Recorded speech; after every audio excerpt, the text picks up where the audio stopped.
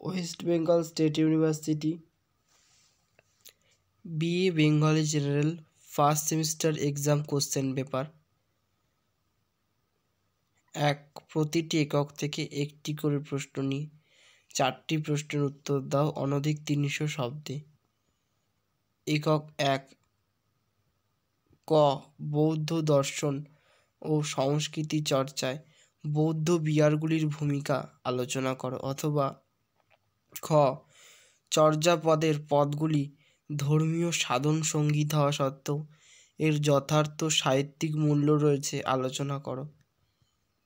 একক 2, আর্য অনার্য সংস্কৃতি ও তার সমন্বয়ের ইতিহাসে তুর্কি বিজয়ের সামাজিক প্রভাবের দিকটি সংক্ষিপ্ত পরিচয় দাও। অথবা ঘ বাল্মীকি রামায়ণ কিভাবে কৃত্তিবাসের হাত ধরে বাংলার লোকজীবনের সঙ্গে সম্পৃক্ত হয়ে উঠেছে আলোচনা করো। একক 3, মৈথিল কবি বিদ্যাপতিকে কেন বাংলা সাহিত্যে অন্তর্ভুক্ত করা সে বিষয়ে তোমার সুচিন্তিত মতামত দাও। অথবা চ অষ্টাদশ শতকে শাক্ত পদাবলীর উদ্ভবের কারণগুলি সংক্ষেপে লেখো।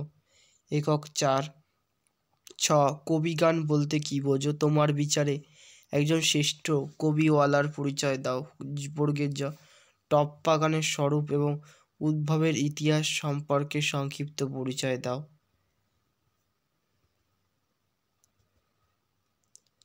2, নিম্নলিখিত যে কোনো দুটি বিষয়ে সংক্ষিপ্ত আলোচনা করো প্রতিটি অনধিক 150 শব্দে।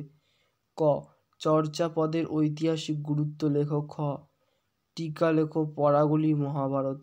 গ শাক্ত পদকর্তা কমলাকান্ত ভট্টাচার্য।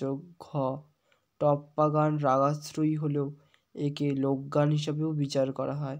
এই উক্তিটির যথার্থ বিচার করো।